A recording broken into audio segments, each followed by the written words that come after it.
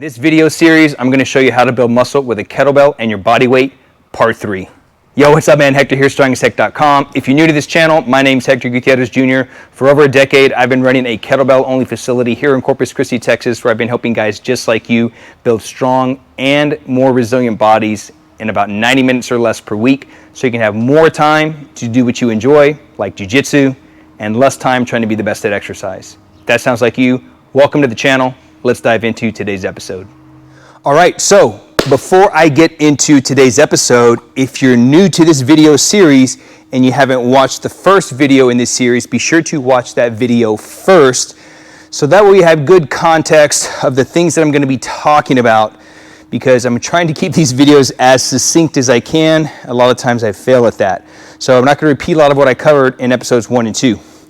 Watch those first, then make your way back to this video.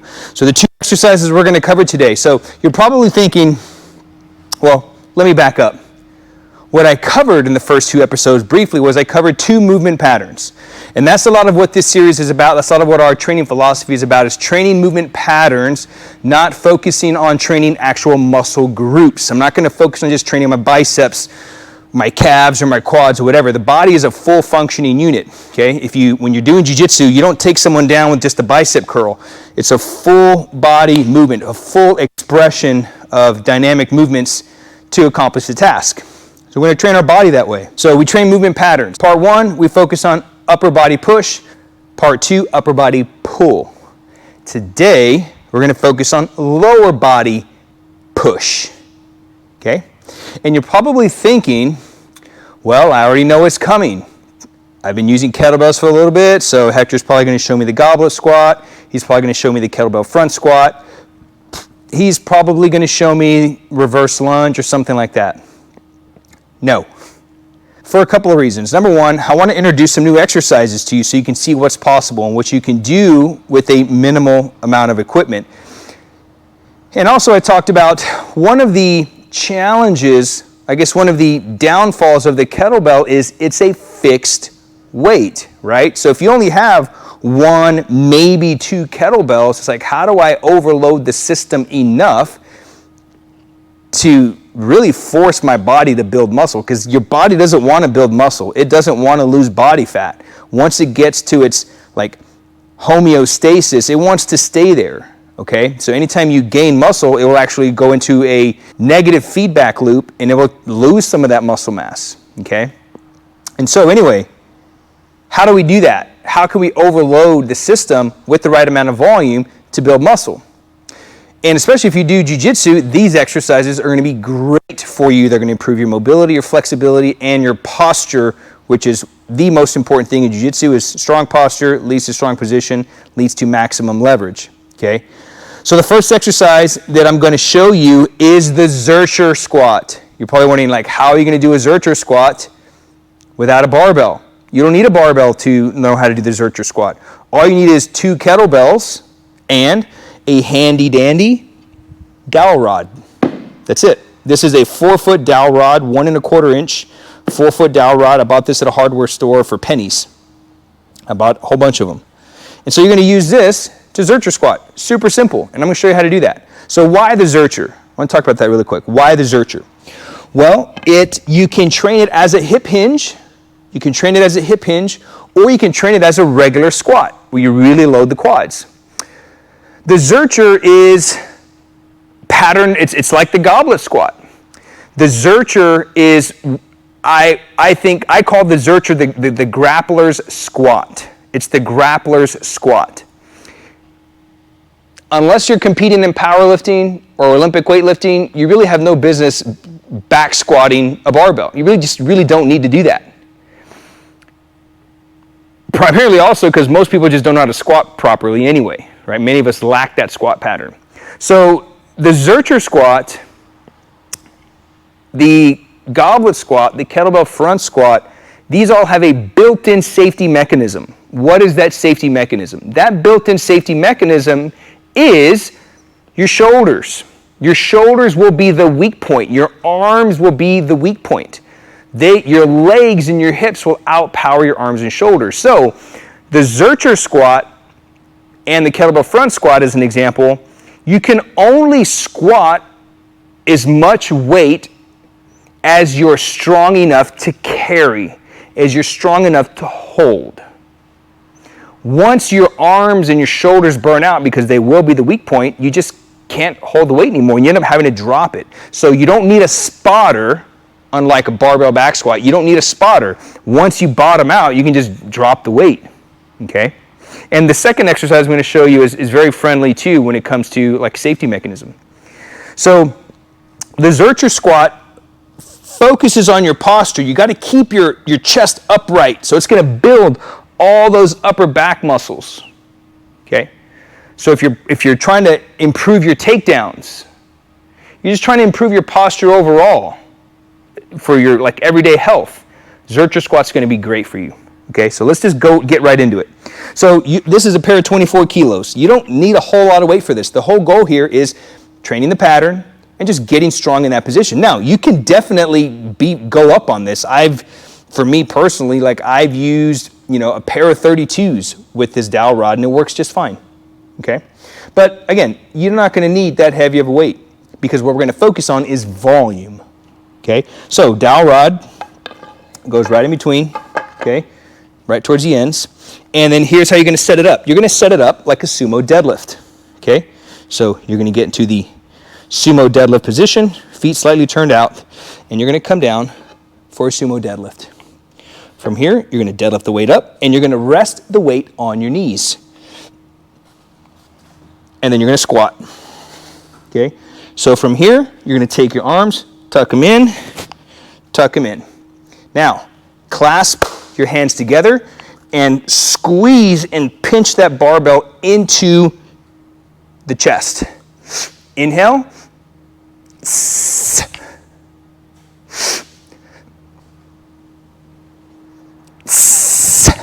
Okay? So as I mentioned, you can train this as a traditional squat where you come straight down like a squat, or you can train it as a hip hinge and you can sit your weight back like a hip hinge, touch the knees,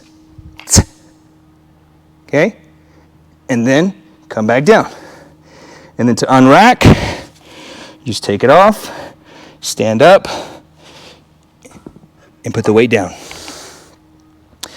So you can train this, I'm already breathing heavy, like I said, as a squat where you're going up and down. You can also train this as a hip hinge where you sit your hips back, and that will have a carryover to your deadlift. That will have a carryover to you standing up on someone's guard and shaking them down. This will have a carryover into your triangle defense because you're able to maintain a strong posture while you're working the person off. But here's one of the little secret nuggets that I love about the Zercher. It's going to really train your biceps. And it's actually going to improve your choking ability, rear naked chokes and whatnot, guillotines. Because the front squat, kettlebell front squat, particularly the Zercher squat, is based on a strangulation. When I'm holding the dowel, I'm actively bringing it into my arms and squeezing in tight. So I'm training my biceps and I'm training this squeezing technique. Because if I don't, I'm just going to lose the bar. Okay? That's the Zercher squat. Very simple. All you need is a 4-foot dowel rod, pair of kettlebells. Again, you can work up pretty heavy with this.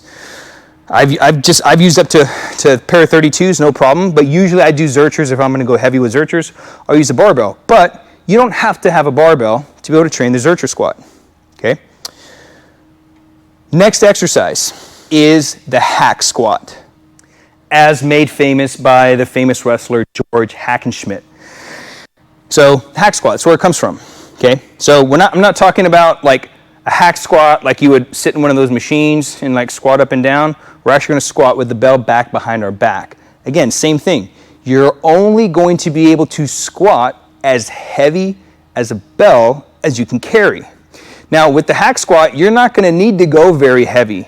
Like for me Personally, a 32 is very, very, very challenging. 32 is probably like if I gave it like a rep maximum, like 5 repetitions I can do with good control. Anything after that, I start losing posture, things like that. So if you're a beginner, like 12 to 24 kilos is gonna be your sweet spot. But before you do it with the kettlebell, you gotta do it with body weight. So here's how you do it. So imagine you're gonna do body weight. This is gonna really hit the quads really hard. So the Zercher Squat, you can train that as the hip hinge. That's gonna train posterior. That's gonna train your hamstrings. That's gonna train your glutes. The hack squat is a great counter to that, and it's gonna really hit the quads. It's gonna train your biceps. It's gonna train your grip. It's gonna work on your posture, okay? Everything is happening here all at one time, okay? This is the less is more approach from the strength engine. The strength engine is less is more approach, which is skill, practicing versus workout, leveraging and knowing how to apply the professional applications of tension, so on and so forth, okay? This hits everything I'm showing you here, just some of those like best bang for your buck exercises. If you're in a time constraint, you do jiu-jitsu, you don't have a whole lot of time to be training for hours a week, right?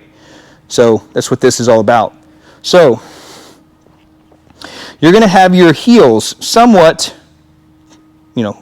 close together, almost, near touching, few inches apart, okay? So from here, you're gonna go up under the balls of your feet, just like so. And as you squat down, you're gonna open your knees and allow yourself to sit on your ankles, okay, towards your heels, like putting your calves towards your hamstrings. Keep your chest up, okay? Now, a lot of people, that is where they're stuck for a long time because you don't train your quads in that pattern, right? So it's not about training muscles, it's about training patterns. So you may need to pattern that movement for several weeks before you progress to a weight, but this is gonna really build your quads. It's gonna improve your mobility, your flexibility. It's gonna improve your foot strength as well, okay? It's gonna stretch your big toes. That's one of the biggest reasons why people have a lot of movement issues, what I call movement viruses, is because our toes are all locked up. Because we wear shoes that smash our toes together and our toes can't move and we don't grab the ground. So we train barefoot. Train barefoot so you can grab the ground with your toes so you can spread your toes. So this is gonna stretch and improve the mobility and flexibility of your toes, okay? Particularly the big toe, that's a big one, okay? So feet turned out, okay? And then from here, keep your chest up, open your knees, almost like you're gonna frog your knees out, and you're just gonna sit. Okay, keep your chest up, all right? And then you're gonna come up. Stay on your toes. Keep your chest up. This is a squat, okay? You see how my posture is up. Okay? Repetitions, same thing, 3 to 5.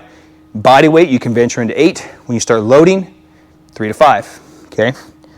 So now that we're gonna load the bell, we're gonna load the body.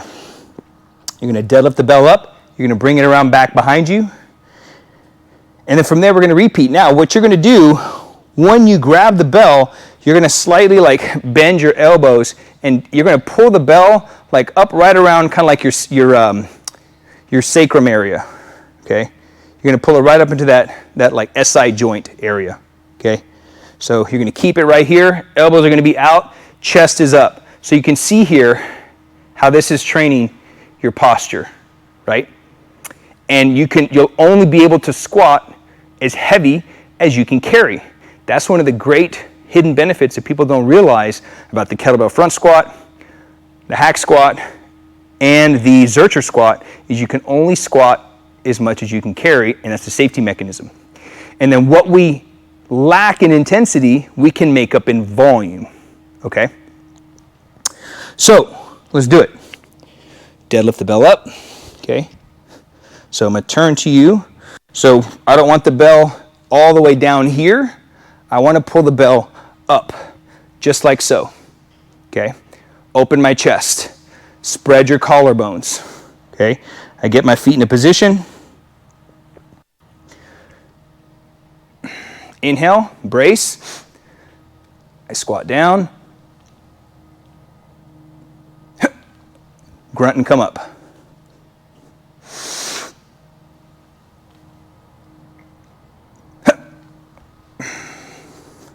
I'll turn to you.